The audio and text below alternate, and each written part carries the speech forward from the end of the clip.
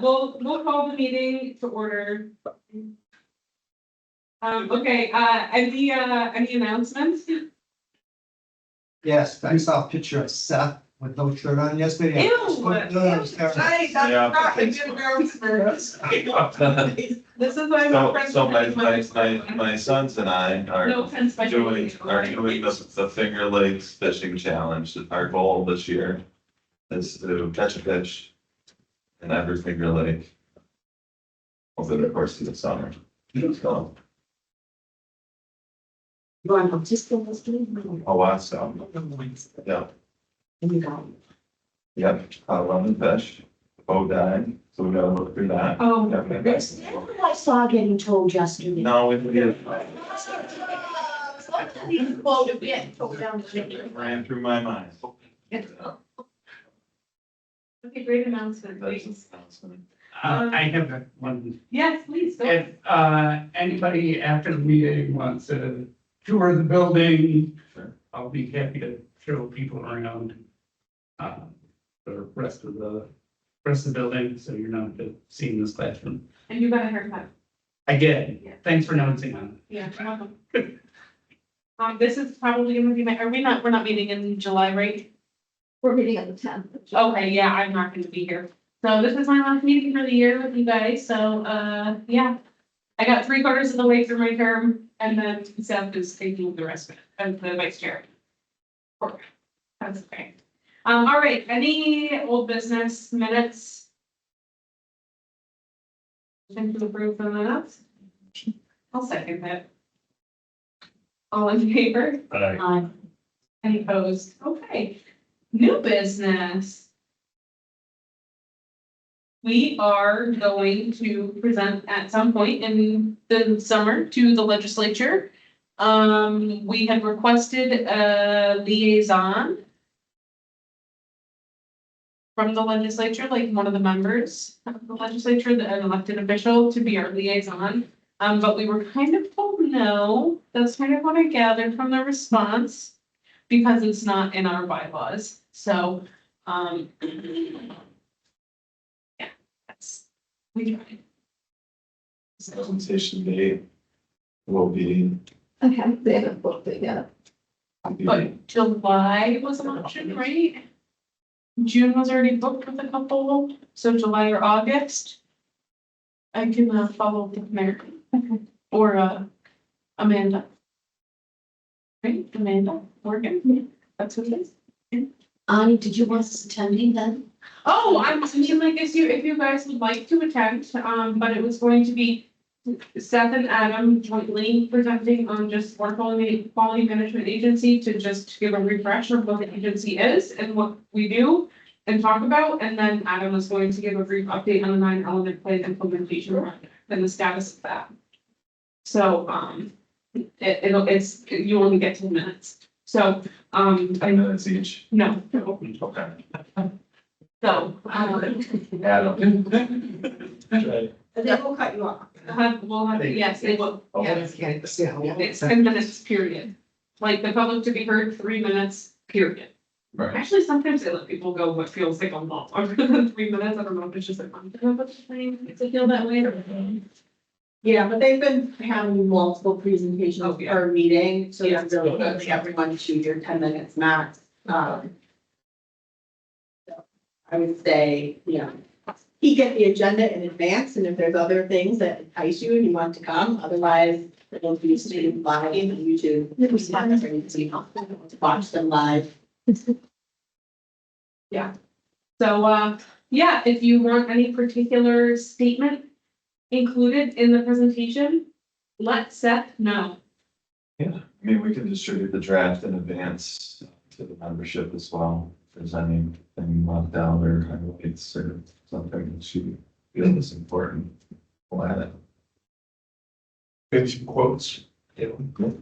Oh, yeah, how many testimonials have we gotten? Probably 6 or 7. Oh, that's not bad. If you haven't submitted a testimonial, do it. I wonder. Right. Another announcement, Evan is featured in a video. It looks like you, maybe it's not you, for the Syracuse Food Truck Association. Okay, I didn't know. Yep, you made it. You made the cut. Didn't find that. You're a good corn dog or something like that. Maybe mozzarella cheese stick. Okay, yeah. Never saw the footage of that. but- Yeah, it's like in the first 5 seconds of the video and I had to replay it 3 times. I'm like, I'm pretty sure that was. Where did you find that? Just on their website. I'll try to send you a picture. Or on their Facebook page. Just go through their Facebook. Alright. Dark size. A really important announcement. Yeah, it's from Fair Deli. Very good. Thanks. Okie dokie. Moving on. Presentation. We have a delightful presentation about invasive species today by our very own Michelle Wonderlick. Can people online see the presentation? Yes. Okay. So I'm just gonna go over some invasive species identification. I'm only doing 4 this time instead of the whole bunch that I usually do. There. The definition of invasive species is one that is non-native to the ecosystem under consideration. So you can have invasive species that are like from down south coming up here, or from another country. It doesn't have to be from another country. Their introduction causes or is likely to cause economic or environmental harm or harm to human health. So the problem with invasive species is they can outcompete native species. They can sometimes survive in harsh conditions. They often don't have any natural enemies. They're quick growing. They outcompete native species for habitat and food. They sometimes have a high rate of reproduction, little or no nutritional value to wildlife. They can reduce or degrade the habitat or food for native species. They're a significant threat to biodiversity, and they're a leading source of environmental and economic damage. So when we look at invasive species management, we try to prevent things from coming in because it's cheaper and easier to do that. So we do that through education and preventative measures such as boat cleaning, early detection and rapid response. So we like weed watch, look for invasive species when they're first in an area, and then we rapidly treat them if we can. And then once they're established, we can use mechanical and physical ways to get rid of them, chemical or biological. So you guys probably know this one, water chestnut. It was introduced into New York in the late 1800s as a pond plant. It likes lakes, ponds, and slow-moving waters. It's rooted on the bottom, and it's usually found in waters 0.3 to 2 meters in depth. So they form this rosette.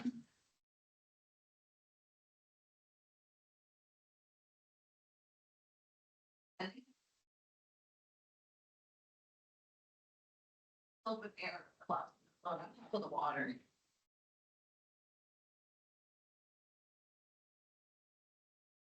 Oh, I have nutlets. If you haven't seen them before, these are the nutlets that form, and they're 4-pointed, and each plant can have up to 20 of those nutlets. When they get mature, they detach and sink to the bottom. So if you see them floating around, they're not viable anymore. Once they're in the ground, once the plant dies, they'll pop up and float. So if they're brown and floating, they're not viable. They alter plant and animal communities. They cause significant decreases in oxygen. They shade the bottom, and they outcompete other floating plants. And if you look here on the bottom picture, they form really dense stands. You can get up to 96 rosettes per square meter. So you can't boat through that. So this shows where water chestnut is in Seneca River and Cross Lake. And then we also have populations in the pond and Sterling Creek and 9 Mile Creek up north. So the Central New York Water Chestnut Task Force has reconvened. The last time we met was around 2015 and 16. We've discussed control and management approaches that we planned for this summer. and then what we might need help with, and we're meeting again after the field season to work more on this issue.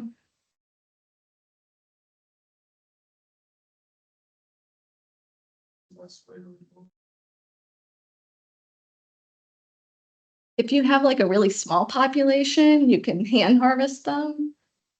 We can hand pull them. Larger populations have to be chemically treated. So there's no major impact on Cayuga or Owasco or Finger Lakes. There is a population, I didn't mention it, sorry. There's a population over on this part of Cayuga Lake. They've been hand pulling and treating it by hand pulling. Is there any plan from the state to address the river and the problem in there? Trying to remember what they said. That's what's the worst. It's incredible there, and all of that, you heard Carl for all those meetings, They just just out break constantly. loose and just, Yeah, and jam up, I mean, they jammed up a bridge a couple of years ago, we got involved, in Onondaga County to help figure them out because it was affecting this problem. I know, It doesn't seem like there's a lot of interest or, I mean, I think the state's starting to Highlands Island, right? Or Yeah. do something out there. Montezuma, more of the, I didn't know what their long range plan is, because Carl was right. If we don't do everything upstream, everything's just gonna keep affecting downstream, so. I think that's why this group is forming. State reps from, what is it, the Canal Authority or whoever. Emily Timke from the DEC was on, they're working with getting, I can't remember her name, from the Canal Corps. That's important. I know Onondaga County is doing work in Cross Lake and the Seneca River. But I know I've had requests from 9 Mile Creek and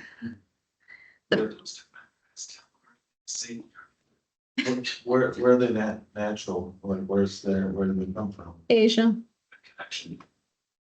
Do you have to like pull the whole root out of the out of the ground beneath the water too? And mainly once you pull it, a lot of times you get the seed will come out with it Okay, if you pull it gently. yeah. Okay. I was just wondering, like, if I find any.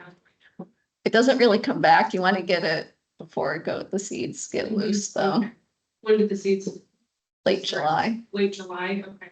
Yeah, I won't be doing that this year. No. I'm quite buoyant. My buoyancy has definitely changed. It's very odd. So I think because we're bringing this group back together, I'm hoping to maybe get more funding.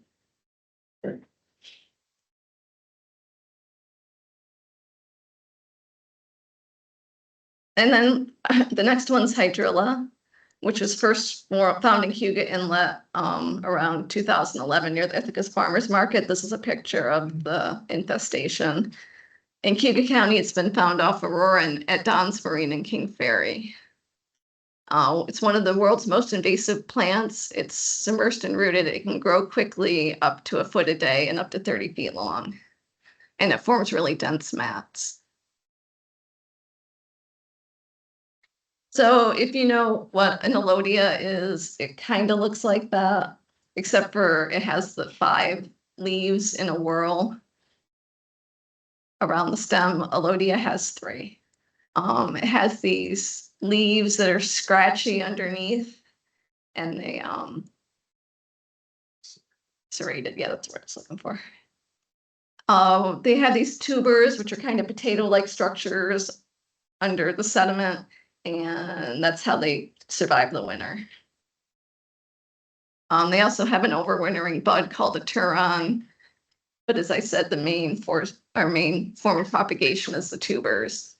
But however, this plant, if you break a small piece off, it can float somewhere else and root, and that's why they think it like went from Ithaca up to Aurora, maybe on somebody's boat, because it was found off the dock.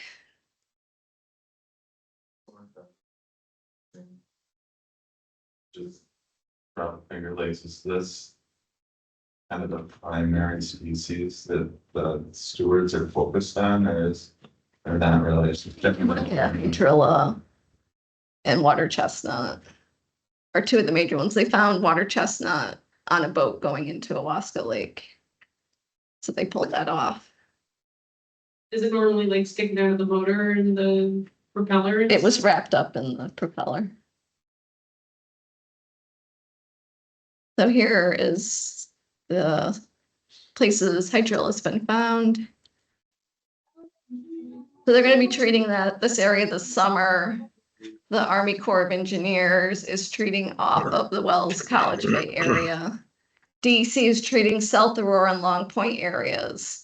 And then they're coordinating with the Finger Lakes Prism and the Army Corps of Engineers for monitoring. So the Prism has 6 monitoring sites on Cayuga Lake. They're gonna treat it with fluoridone 10 times. And then 1 treatment of Harpoon, which is a copper treatment for spot locations. Joe, Yes. do you believe we have a good sense of potential environmental costs and or dangers of the chemicals that are being used for treating hydrilla, especially for drinking water supplies?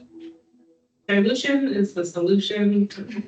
No, I mean, that's part of it. Yes, the water supplies are monitored 48 hours after every application to make sure that there are no impacts to the drinking water supply. There is a maximum contaminant level associated, and we want to get below, I think it's 0.5 parts per billion for the fluoridone at the water treatment plants. So Mackenzie Childs up like Gully and Lavana Road up there where the USACE is applying, we'll take samples there, and then we also take samples at the water plant for Wells College, and never have gotten a hit in the drinking water as far as I can remember.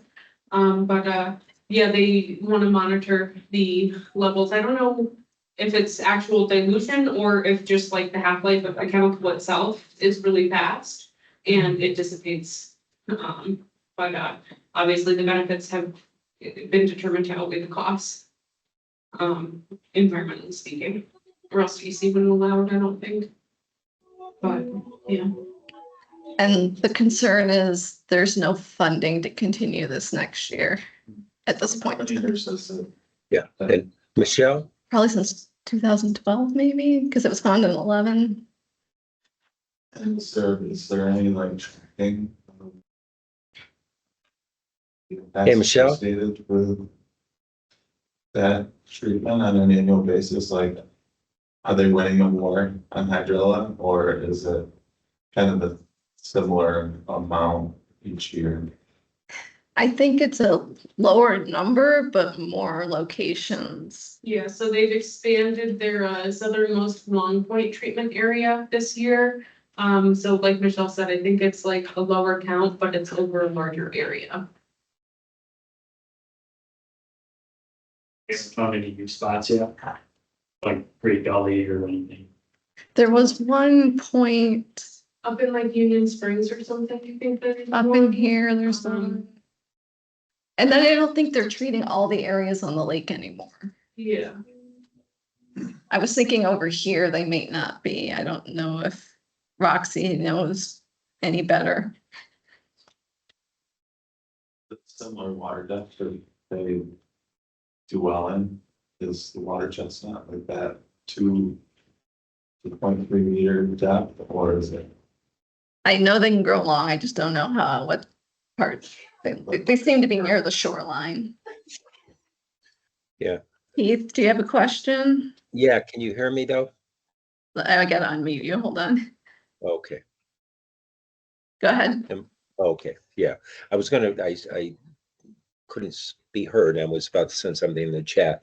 But yeah, there is growing concern about the treatment of hydrilla with chemicals. There have been a couple of recent articles regarding this, and the concerns are several. One is that the majority of studies have been done in warm climates, and so that we do not have a warm climate is unfortunately, well, maybe fortunately, but so there's concern that we're basing the science on conditions that might not readily apply here. That's a concern. The other concern is with the chemical applications. Some people have great concern with that. And I know the Cayuga Lake Watershed Network, which has a contract to provide the education and public information related to hydrilla and to the application of the chemicals for control. we're actively looking at all of those things, to provide better information. So it's a process. And as you say, Michelle, the big issue with this going forward is who's going to take the lead, who's going to pay for it. And so that all of that is up in the air at this point. So I think there's a lot more to come with hydrilla. Thanks. Thank you. It's only in Cayuga Lake.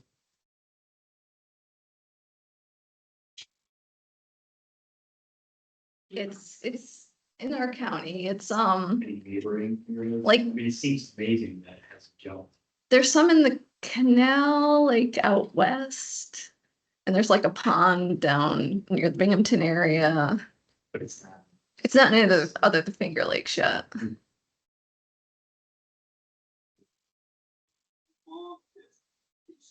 But the current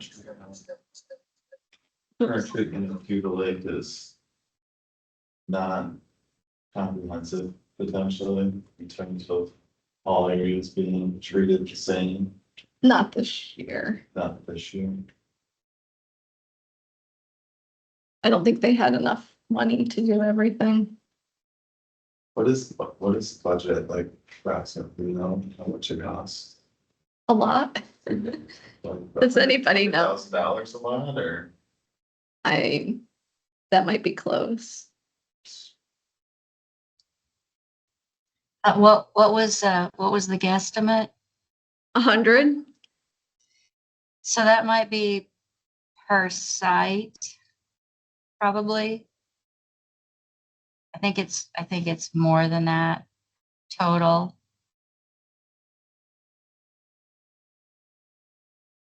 Thank you, Roxy. Yeah, I know that's not super helpful. We are, and you asked earlier, I don't use Teams very often, so it took me a minute to find my mute button. If there was any areas that weren't being treated anymore.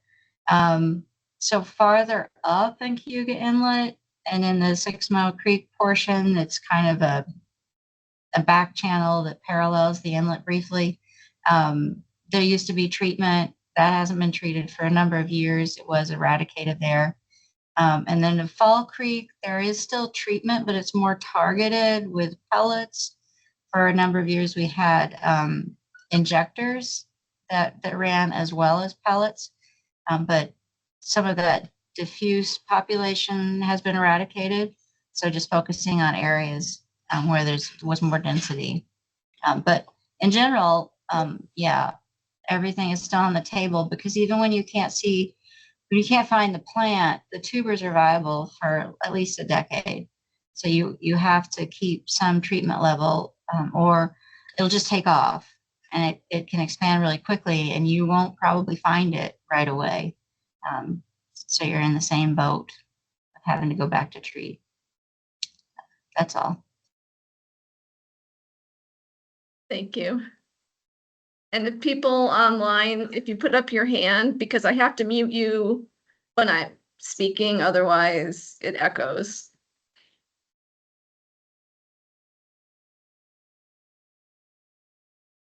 Oops. The next. Oh, I must not have.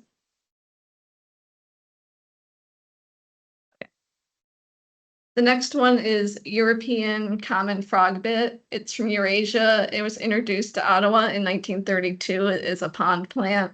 It likes quiet edges of rivers, lakes, and open marshes, and it spreads rapidly by means of water, birds, boats, and humans. It's an annual. Why does it keep doing?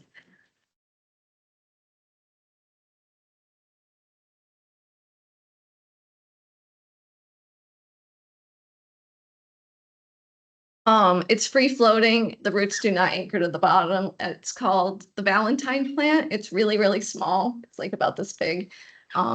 It's heart shaped and the leaves are reddish purple underneath. And it has a single white 3-petaled flower.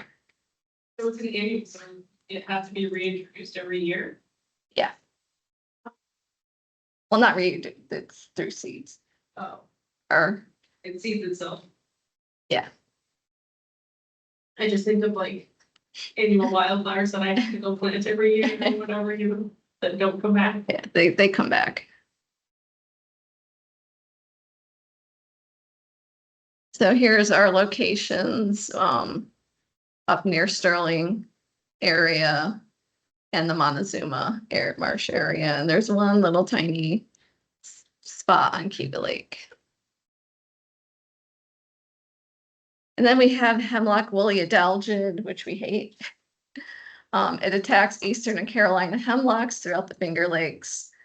Causes hemlock decline and mortality within 4 to 10 years of infestation. These insects are really, really tiny. They're hard to find unless you go out in the winter time. In the winter, they have this little wool-like covering that you see in the bottom photo. And that's when we usually go out looking for them. And you can protect the trees with chemical insecticides, or there's biocontrols. So here's some of the locations. The hemlock woolly adelgid, it's mainly in the Finger Lakes. Yes.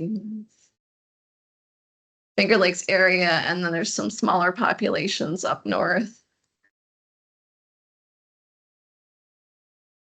So as I said, you control the insect with insecticides, and then they have 3 biocontrols, a beetle and 2 silver flies. And the picture below is the beetle. So in the Iwaska Lake watershed, the Iwaska Watershed Lake Association received a grant in 2021 from the Great Lakes Great Lakes Restoration Initiative Forestry Restoration Program for a hemlock woolly adelgid suppression project. That's too much. So they've treated over 10,000 hemlock trees by the end of 2023. They've been surveying it, and the results have been promising. However, they're going to need retreatment in 2026. So, and they need to do that every 3 to 5 years until hopefully those beetles and silver flies start being established throughout the area. Where does that stand, do you know? The establishment of the aisle. I know they've been working on it. I don't know off the top of my head how. Who's that? There's a hemlock initiative through Cornell. Yeah. Carrie Marsden? Yep. Yes, and the beetle is being found, after, like a year later after being released in various sites, so it is wintering over, which is very, encouraging to hear. I know internally here with Alva and our finances, we are saving every penny because we realize grant opportunities are becoming harder and harder to get. And we had that 10-year campaign, we're in year 6 of it. And we are determined to continue. We will have one more application time, at least we're hoping to have the monies for that. But pictures before and after, amazing, survival of the trees, those that have been treated. And we're only treating in critical areas, steep ravines, and there's so many trees that are impacted, but when we're surveying, and we have to hire, licensed professionals, and they're repelling off of the sides, to do this. So it's not something that a lot of people can do. You're looking for those that are trained to do. 10% of the tree coverage is this one particular species.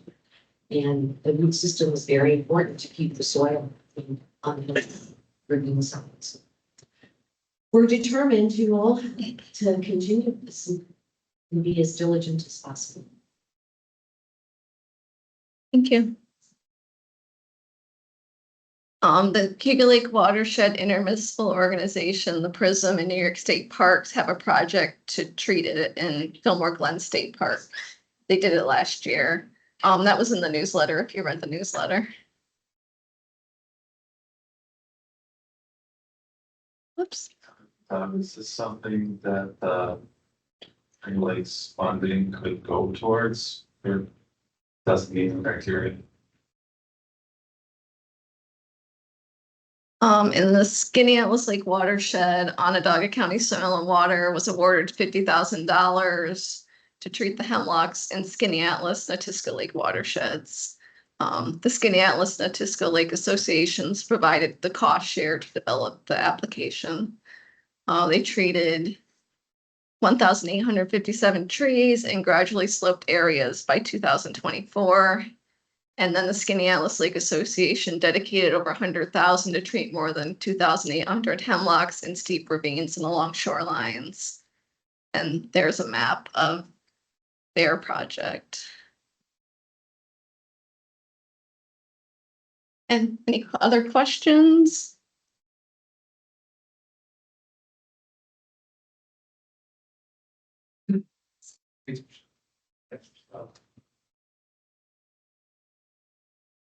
Thank you, Michelle. Thanks. Sorry, I didn't realize that it was on the screen literally right in front of me. So I moved.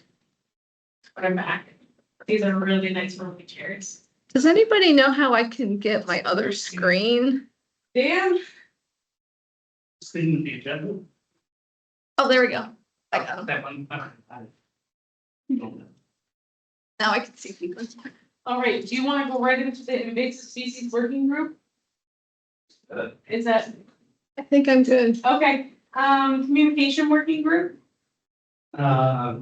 Thanks again to I think all Michelle's work. This month, we had a newsletter that just went out, said some stuff, the theme was invasive, species, so, again, I always appreciate, Michelle's work on that, she makes the rest of us on the committee look good. We are always, just want to put out that reminder again that we look for monthly blog posts, so if you have something, that water quality related and you think it'd be good to get out, send that along to Michelle. Thank you.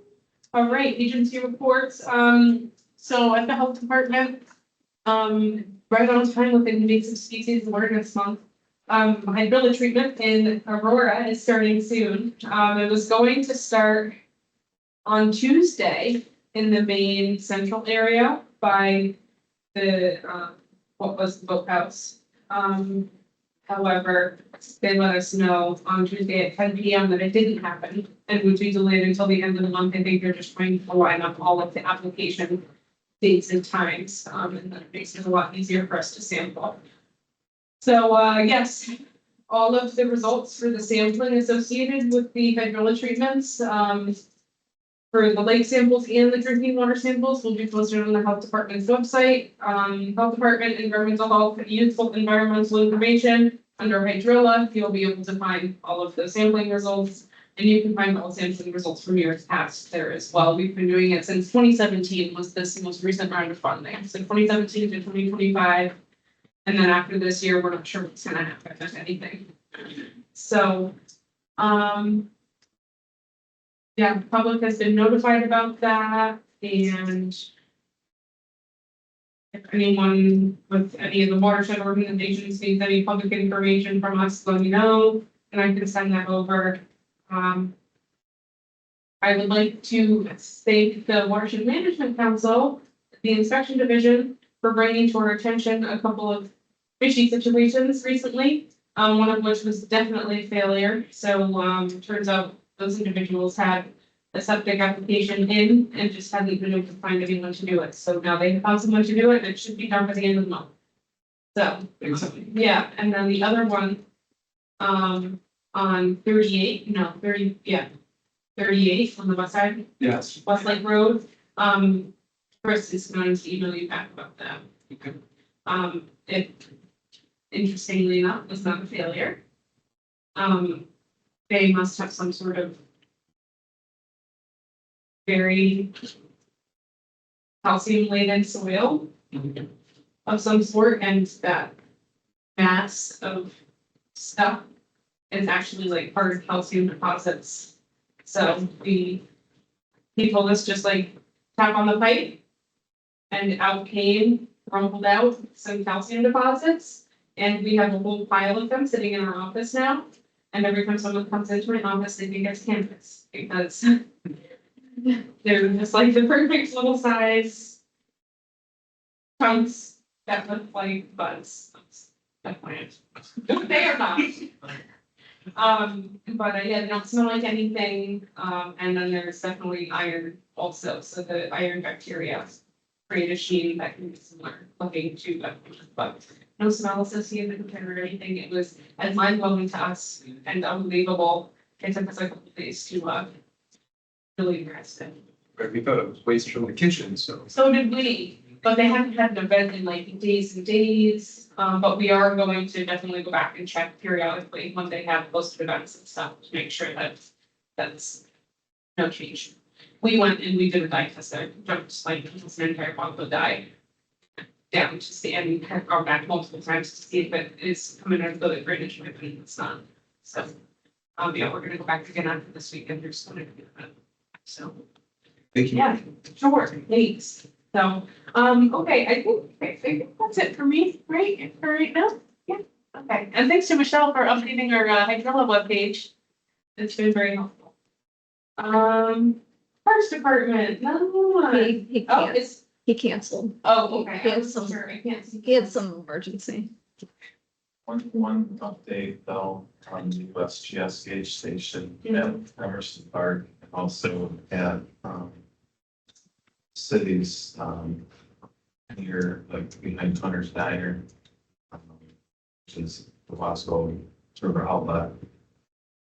City and the county is engaged with USGS right now on a project that they are working on to try to better facilitate, maintenance and accuracy of those gauge stations.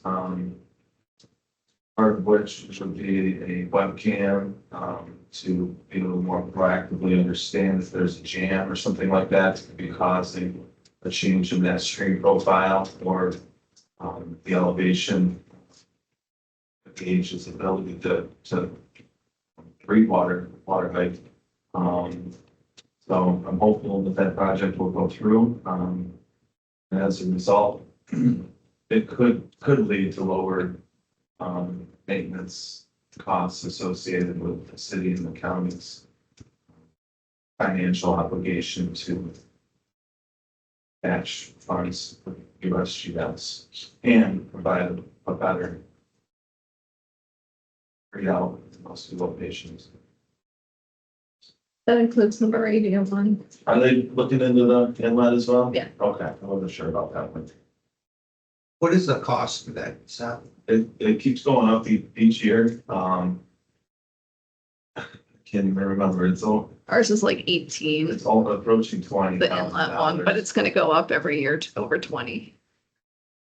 When I first started my capacity 9 years ago, our bill was maybe $10,000 to $12,000. Is it a mandatory requirement that you have to have that there, or is it something? For us to properly maintain the Wasco Lake elevation and understand the flow, 100% from a life safety standpoint.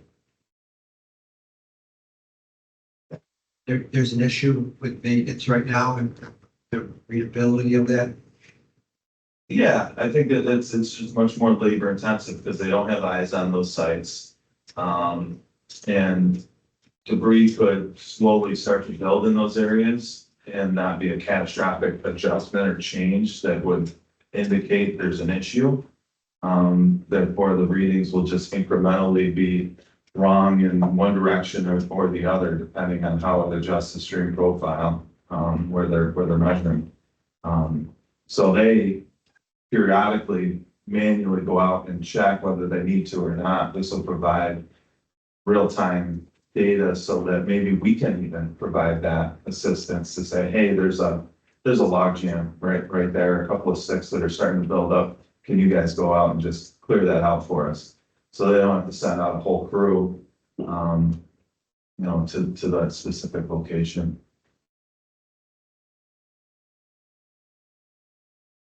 I know USGS is also looking into, and I haven't heard an update on this, is trying to deploy smaller, less maintenance, maybe a little bit less accurate gauge stations for water quality related, sites as well. I should follow up. I think the guy that I met last fall on that, just to see where they stand.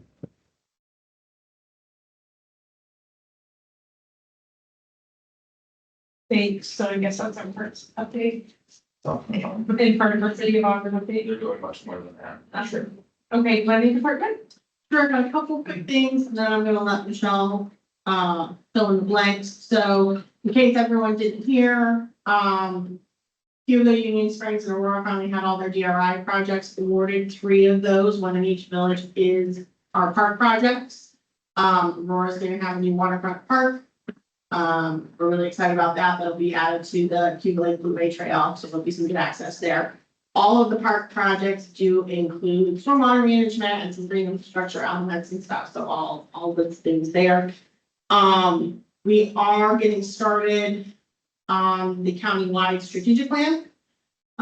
We just had our first committee meeting here on Tuesday night.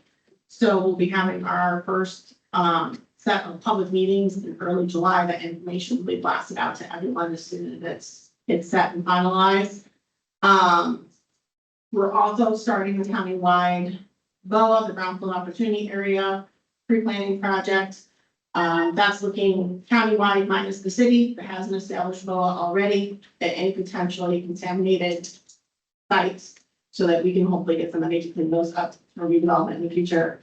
And lastly, for me, we don't have a list just yet, but Emily Antonacci in our office has been working closely with Niall on several PDR applications for some of our farms. So hopefully have an announcement soon on some new farms getting some permanent protection from farming. And then Michelle has updates on stream sampling and other items. So, for our Wasco Lake tributary sampling program that we do with the Wasco Watershed Lake Association, we were able to get a storm sample last month, which we're very happy about. We had to delay it for a day because of safety issues, but they managed to get out and get it. We had our FLOPA full board meeting at Delphi Falls. We were the first people to use their building. We had a presentation from the DEC on the wetland program.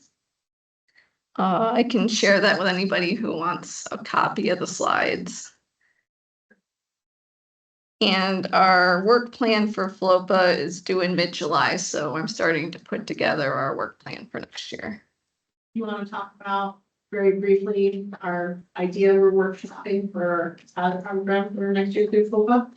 We're looking at a residential stormwater program, helping people do rain barrels, rain gardens throughout the county. More composting on that. Yeah. So we'll be working with our friends and partners at Soil and Water and other agencies to not only secure and pay for all of those materials, but to help us run the workshop. So here's how to put it together, here's how to deploy it, here's how to use it, maintain it, all of that. And that would include a web page that people could go to for more information. That's, oh, and the buoy is out on Wasco Lake. That's funded by the county. Okay, so All right, what we got going on, we did a lot of assessment and evaluation out throughout the county after all the rains that came through and the wet month we had, a lot of phone calls coming in. Obviously the storms that ripped through Niles were a big deal. So we were able to go out and help the highway department there. We established some roads and come up with some game plans. That was pretty significant storm. So just wet, out and about. No weed growth yet. I think at one point the water temperature went down during the month instead of going up towards June, which is kind of, like I said, when I was reading some of those stats, I didn't know whether to cry or laugh because it was, I mean, it's not something you want to see as we're in early June now. It's like, you gotta be kidding me. But that's how cold and wet that month was. So the boats are all ready to go, but nothing's really happening. It's starting to peak up maybe a little bit. Thanks to everybody. Tree sale went really well. Tree shrub sale, a lot of people came, 250 probably, give or take. People participated. It's awesome. And then, we do have an event coming up. I'll let Evan talk about the tire event. And then we do have the job announcement for the Eastern Finger Lakes Watershed, coordinator is out there. So, we're spreading word out on that. Applications online. So we're hoping to get that funded because the contracts are starting to move with the state and hopefully we find out more on those when they're all approved. So as the agency, we try not to do anything until we actually get a contract in hand. So even though it says, oh, start date, maybe several months ago, I don't believe it till a voucher shows up on my desk or money in our account. So, but things are moving. That's exciting. And more to come when we have more final details and things like what's eligible. So, more to come. That job description is developed, posted. Posted on the county website, Get my that cell out service. to WQMA to the group, just in case people who aren't here to hear that can. See, So is that position Cayuga County specific, or is it more of a broad coordinator position for the actual coalition? broad coordinator for all 11 of us, keep us all in line, Okay. coordinated. Okay.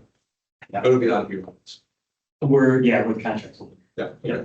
So depending on the experience of the individual, if they're familiar with districts, because you're working with 11 districts, familiar with what districts do, and it could be almost like a work most of that would be a position. This is big territory for us to go all the way down to, big clients, which Monk County, and it's, it'd be a haul. So, the people who work from home for the most part will check in. Right. With me is the boss. Yeah, that's great. It's exciting. We did. Thanks, Doug. Yeah. Okay, solid waste management. Yeah, I don't have any new updates, but as Doug alluded to, we do have a tire collection and recycling event this weekend on Saturday at the Soil and Water Facility from 8 to 11. So if you have any questions, reach out to me or Doug. We will be there. Be exciting. You. Cornell Cooperative. Yep, so like I mentioned, it's been wet out there. We're way behind on, or the farmers are way behind on planting and first cutting harvest and Noticed. yes. So we've had a tough time getting, for them to get back on track, especially with the weather patterns we've been having. There hasn't been a good stretch of dry weather, in a while. It's November. Yes, since November, right? Yeah, our last dry weekend, right? Come on, let's, don't. Don't fix it now. Be nice. This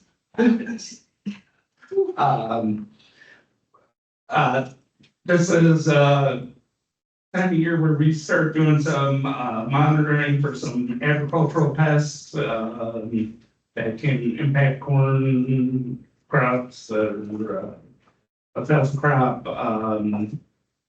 We've got our traps out, but kind of not seeing much there. And of course, with the way the crops are this year, the timing of that may be all a little different.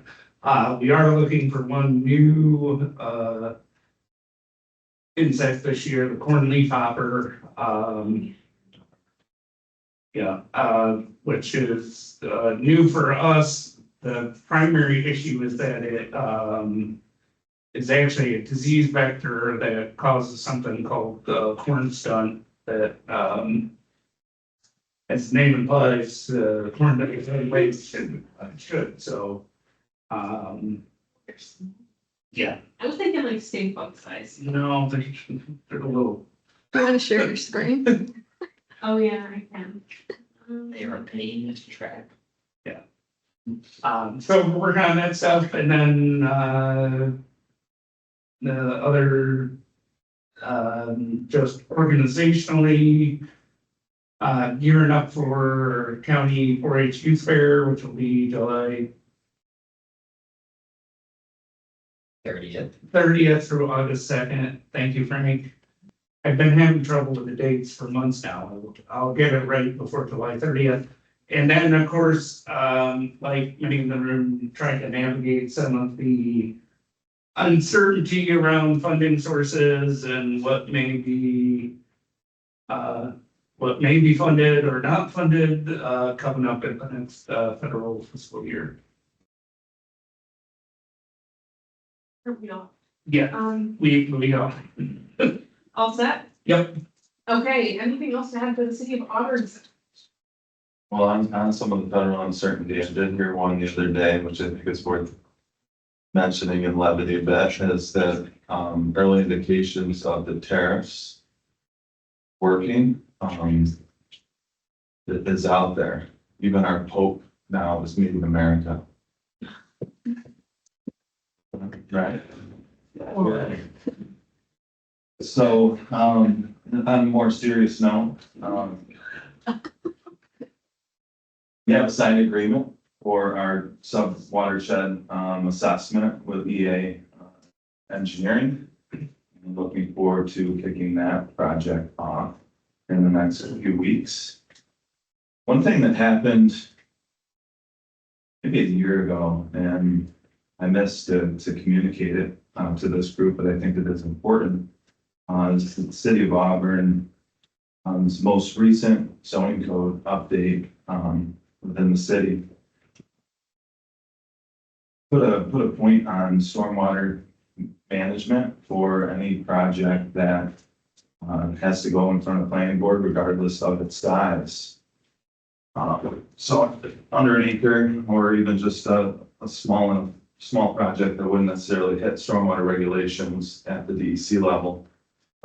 We now have rules in our zoning code that require developers or property owners who do enough work to trigger site plan approval, that are increasing impervious, they have to treat for a reduction overall stormwater runoff from their site.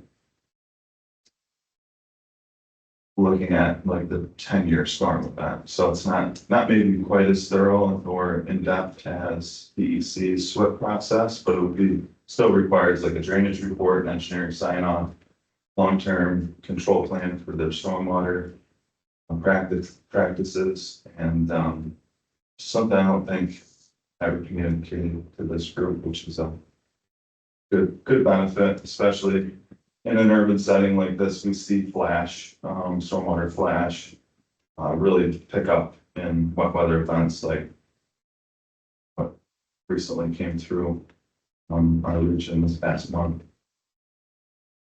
Tonight, I'm presenting to City Council our biosolids project update, and that will include a recommendation for approving at a future meeting our overflow retention facility improvements. It's about a $17 million increase to our existing contracts as a whole. By way of change order, our ORF is really the last line of defense for the environment at our wastewater treatment plant when flows exceed our conventional plant capacity. Our existing ORF is from the 1920s. Wasn't built or designed to be an overflow retention facility.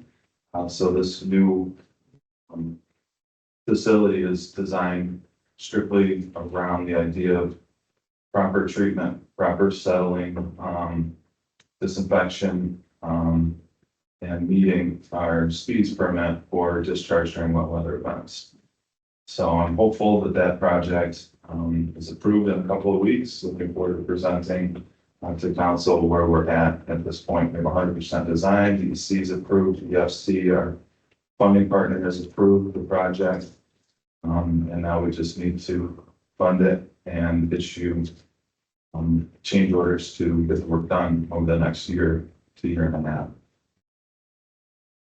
About that, I did have a question for Adam and maybe with the group here around the phone, the PFAS study, and just making sure that we're lined up for this year, well in advance, so that we can be proactive and getting samples of in-leak foam events as if and when they talk about the membership. Yes, there'll definitely be more on that to come for Owasco with a number of other Finger Lakes. Working with a group called Global Aquatic Research, who initiated their foam research centrally. They were successful in doing a grant award whereby they'll be doing a single foam sample on Finger Lakes across the region this year, as well as developing a foam reporting tool working with lake associations. So I know that Phil for Owlet has been involved in that conversation and helping us move that project forward with them. You need support from sampling, laboratory standpoint. In addition, I think that it might be worth water purveyors. Wow. Getting something set up. Something that you want to be on. Great, So thank what you are so the much. next steps if you find concentrations of PFAS in the foam? That's a great question. Collection of destruction, What's that? collection and destruction. Right, I mean, I don't know if the foam might be considered a mechanism for capture and removal. Yeah, and like what's the source, how do we get rid of it, Right. I mean- what impact is it having on it, you know, all those questions. As we know, it typically forms in the fall, washes up on shore. So we expect that that would be the timeframe for collecting the sample for analysis. But it's been tricky. We attempted to do so with support by the city for this last fall, and we were unable to get it to get us in. So far, our inlay testing of the raw water for PFAS has been All of the perfluorinated compounds and one part, I say they're both low, well. or generally 99% non-detect. Yes. It'd be interesting to see if they come up with. Ed, anything for the town? This morning, we started delivery of the equipment for our sewer water project, I&I project. It's gonna start shovels in the ground within a week or so. So we're separating 3 streets out that are in a combined sewer water system and putting in new water lines, new curbing and control structures for runoff. So that's a $6.5 million project for 3 streets, and it's gonna take over a year to complete. So, hopefully we get most of this infrastructure in the ground before winter and then do the finishing touches next spring, next summer. That's the goal. Let's see if we can accomplish it. So be a big inconvenience for the people who live on those streets. It's gonna be and we've already got 1 complaint on 4th of July, because Stryker Ave is a detour for the 4th of July fireworks. So we gotta work with the contractor and making sure the street's open for that. So it's gonna be and a lot of people use Stryker as a shortcut to get out toward Skinny Atlas, go to Syracuse, so. Fun begins. That's it. Just remind people, thankfully you don't live in Syracuse and have to bypass I-81 for reconstruction. I was. That's way worse than taking a different street, like Stryker Ave to get up to Skinny Atlas. I definitely was a victim by the state fairgrounds the other day. Yeah, I believe that. Okay, thanks, Ed. All right, Lake Association reports, we're also running up on the clock, we're at after 11, we're supposed to be done by 11:30, so just please be cognizant of your time. Cayuga Lake, I'm not sure who's gonna speak about that, we've got Roxy and Keith on the line. We don't want Keith. Okay, Roxy? But Keith is the member. Oh, So do you want me to speak or not? Or let Keith go? Yeah, we don't care what Ed wants, or do we? Do we care, Roxy? Be honest, do we care what Ed wants? There you go. No, stop. Roxy, you go, Roxy, Ed, you go, Ed. Roxy, you go first. That's Okay, fine. I'll go. I'll try to be quick. So our June meeting is by Zoom, but it's going to focus on the villages of Aurora, Cayuga, and Union Springs, and let them all highlight there's stormwater, wastewater, drinking water, issues and that, revitalization grant. So all of those topics will just be shared out. So feel free to join us for that. I think the biggest news is that we are going to use a pilot watershed to start developing an implementation plan for the Cayuga Lake TNDL. And we've landed on Cayuga Creek. It's up near the north end of the lake in Seneca County. We were looking for one that's manageable in size, that isn't, completely ag or heavily urban, something with more balance. We're modeling the effort after the Lake Champlain TMDL implementation plan, which you can find online. Vermont and New York have their own versions. Vermont is easier to read. It's pretty prescriptive. We'll probably be a little less prescriptive, but we are going to try and dial down to each individual subwatershed and provide more targeted guidance for what would be most important or beneficial in those watersheds. So stay tuned and we'll share that as it develops. Isaac and I our goal is to hit the three main waterfront counties, Seneca, Cayuga, and Tompkins County, July through September, with a little roadshow. Meet Isaac, talk about the projects he's done, what the plans are for the future. We are increasing our dues. We're no longer able to meet New York State minimums for exempt employees. So we have to make a shift. So we also want to explain that to folks, and just encourage folks to you remind them that he's a free grant writer for your water related topics. So we're hoping to meet with the groups where we can get to the most municipalities. We're not sure who that is in Tompkins and Cayuga County. So let me know if there's a great group to meet with. But we're also happy to go to any individual municipalities and the county also.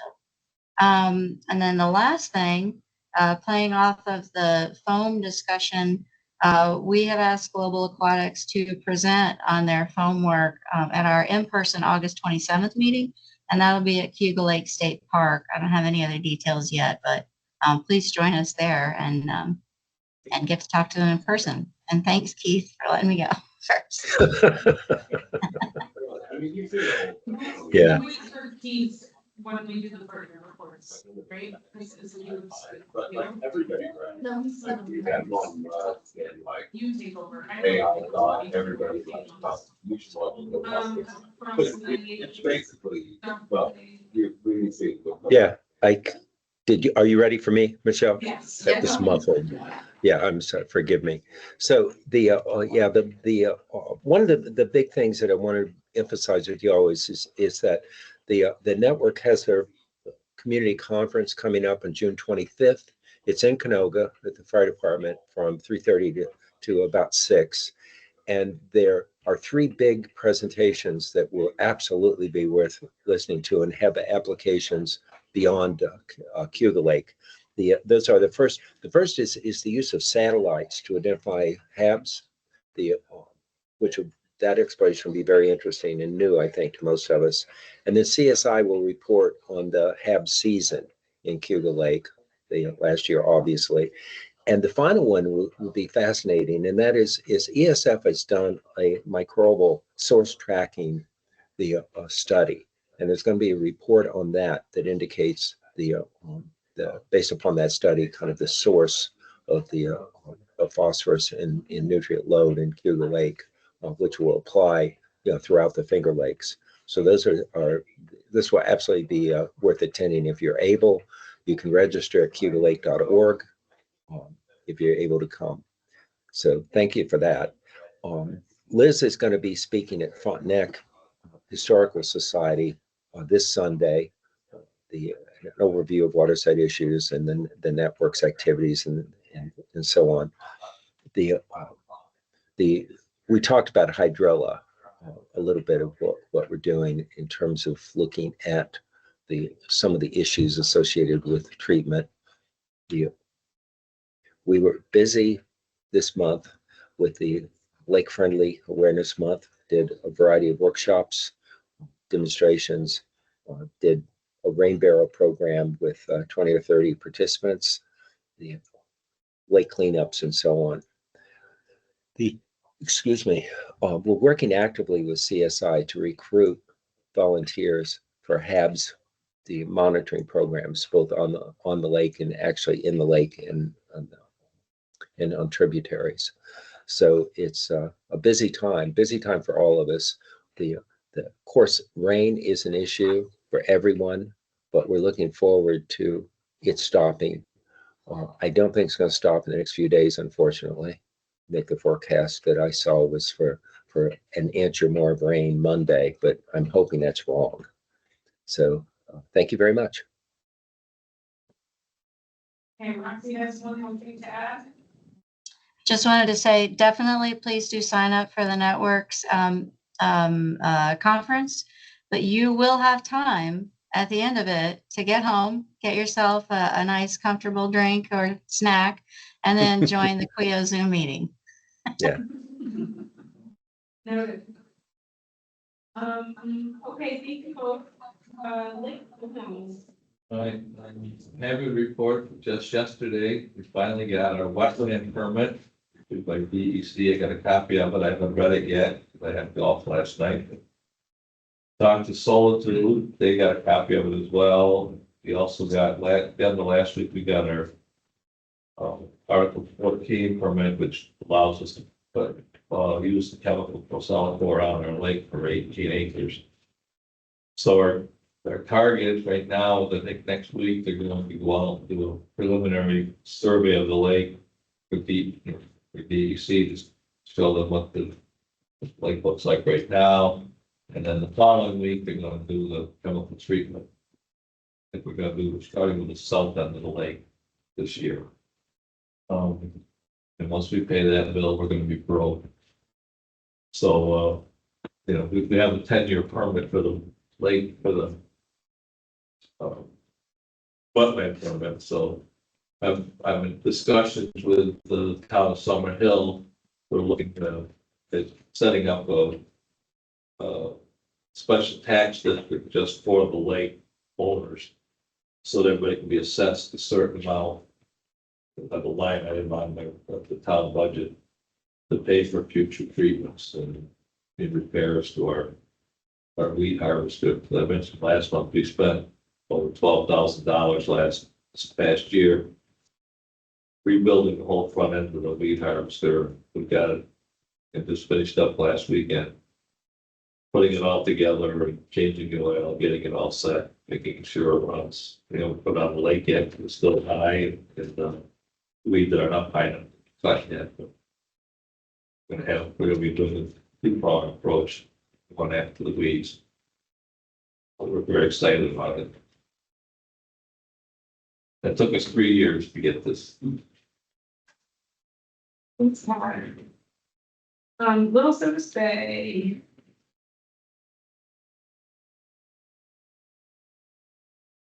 All right, can you hear me? Yep. Okay. Yeah, so a couple quick things here. So I'm happy to announce that the Bay Betterment Association once again is going to host 3 paddle poker events through the summer. They will be scheduled to be on the 3rd Friday for June, July, and August, starting at 5 p.m. The proceeds from that event go towards sponsoring our scholarship programs, which we award 2 scholarships each year, one to a student going on to school and one to someone who has chosen to go into the trades or into the military.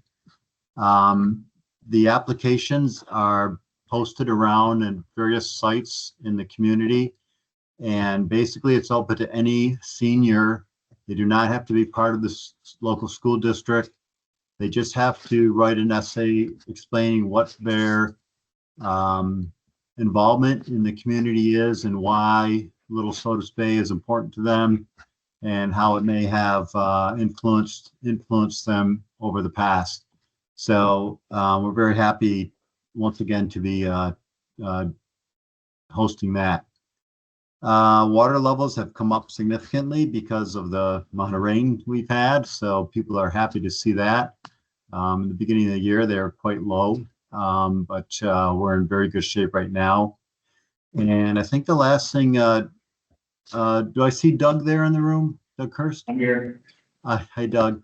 So I don't know if you know, we have a member of the association, Susan Gately. She reached out to me with a concern that she heard that the weed harvesting program was changing this year and that there may be additional permitting required and so on and so forth. Do you have can you give me an update on that? Is there any changes to the weed harvesting program that we should be concerned with? We're still waiting to hear back. The wetland permit that was proposed, I don't think they've finalized that yet from the state, but within that wetland permit, mechanical harvesting would now require a permit. So we don't know what that process is. Permit's not finalized. So if that's the case, then yeah, that could delay things. So I haven't seen anything come through DEC yet that's finalized, but I have a meeting in a couple weeks. Hopefully we'll get an update there. I think we're gonna talk about some stuff. But it was a draft earlier in the year. There was a comment period.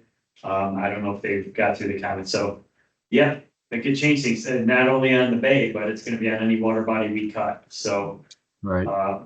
We'll learn more about that probably when it drops. So I don't know if it's an instantaneous thing, that here's this permit, now you need to get one, or what. So that could put our boats on hold, which would be scary, that park $750,000 for the boats until we get permits.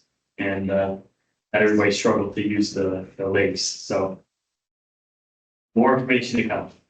Okay, great. Thank you, Doug. You're welcome. That's all from me. Thanks, Rich. Wasco Lake. Yes, happy to report that our new website is up and functioning, alla.org.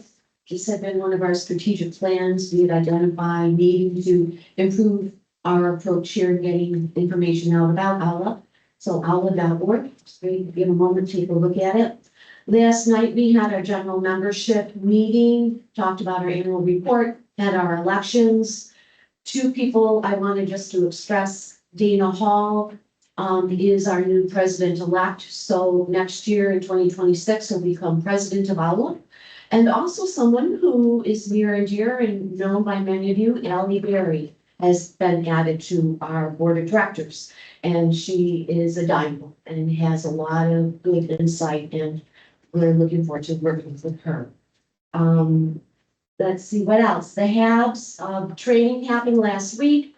The reporting platform with DEC is open, and people can begin to identify any sightings of HABs now instead of waiting until July, which had been our normal procedure, July to October in reporting.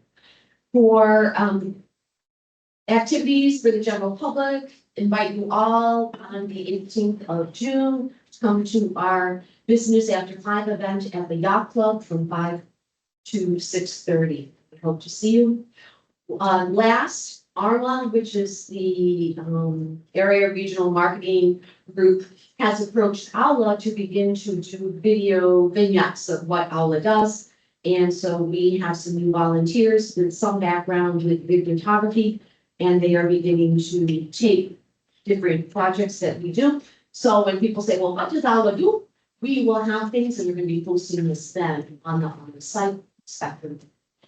Dr. Joya, anything else? It's lake friendly living. Hey, we're still, did some video of that too. Yes, we did. We started on that day. The other, last night, Rick Smith was part of the public forum. He's with the Global Product Specialists talking about foam and the reporting platform. And that is soon to be sent out to all of our alla members so that they can begin to do sightings. He's just trying to get some baseline here, and we'll do a sampling. And just if people want to see reports of what he's done, the best spot is at the Canandaigua Lake Association website. Thank you. Not too often that I'm serious, but you did a great job for the last year as president. Thank you for everything you did. It's been a pleasure to work with you. I hope you continue to be part of the organization in the future. Well, I've been involved for 37 years. I don't think it's gonna change anytime You soon. did a great job. Thank you, yes. Thank you, Pam. All right, Skinny Atlas Lake, anything from anything for Skinny Atlas Lake? Okey dokey. Partner reports, Aaron isn't here. Leo. Roxy You're already did. good. Sorry, Roxy, skipping over. Finger Lakes Water Program, DEC Great Lakes Program. Gabriel's on. Hi, everyone. Can you hear me? Yep. I just have a few quick updates.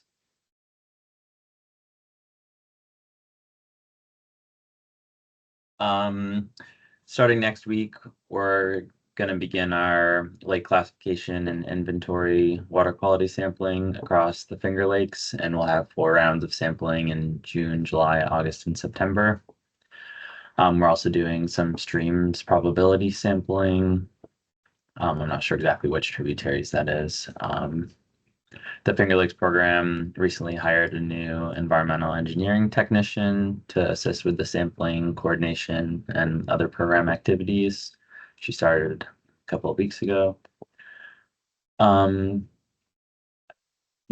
was already mentioned. I think she covered that pretty well, but if anyone has any other questions about the NIHABs program and trained users portion of that, feel free to reach out to me. DC seeking public comment on eligibility guidelines for restoring and expanding forests. The public comment period is up until June 20th, so we encourage anyone to submit comments on portions of that, including invasive species removal, soil prep, native seed planting, erosion, deer control, and things like that. And then a reminder that there are various funding sources open right now. The 2025 Community Development Block Grants are open. I know we're running low on time, so I won't go into detail on these, but also the Environmental Justice Community Impact Grant, also available right now. Green Resiliency Grant Program open till August 15th.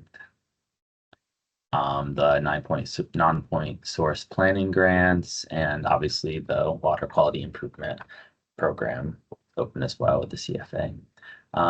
That's all. Thank you. Thank you. All right, I don't think we have anything for Prism. Last but not least, Adam. Good morning, everyone. And I'd like to thank Dan for hosting us here this morning. It's a great space, so thanks for having us here. We've been working on distributing our 2024 trenches reports among the municipalities and among close working partners. I brought some copies today. I know that you have a stack, but if you don't mind, pass them along to other members here of the Q&A. And then for those of you, close working partners, if you'd see an advantage in having some of these at your agency office, please let me know. We have some additional copies. So if it's not there, public health office. Copies to distribute to all the members, just let me know. Okay. Can I see some of these? Yes, yeah, and I have some extras here too for everyone. Yeah. Yeah. I think for your. Okay, great. We're working on closing on a new preserve for us in Venice. It's a about 72 acre property that will act as a new acquisition for the management council. We are about to hit the ground running here with the stream bank stabilization project that we're working on with Cayuga County Soil and Water Conservation District, with Tim Schneider as the point person in the district on that project. We were successful getting an extension for that project. The upfront permitting process took longer than we expected. And so we do expect to get most of the project implementation done this field season, but there may be some left over to wrap up the following year. As part of that project, also, when we asked for the extension, one positive feature that we could include within that request was that our partner ESF that had committed shrub willow as a soft implementation practice is committed. They essentially doubled their commitment of shrub willow project. So that was great to see. Otherwise, our upcoming board meeting on 17th will feature a presentation that I thought was worthwhile, having attended the CREO meeting this last week. Stormwater management. The presentation will be from the DEC regarding updates to their stormwater design manual. So folks are interested in that topic. That will be our keynote for the June 17th board meeting. That's all I have. Thank you so much, Adam. You're welcome. All right. We all know the next step. Yeah, make it. Second. All in favor? Aye. Any opposed? Okay. All right. Just like you,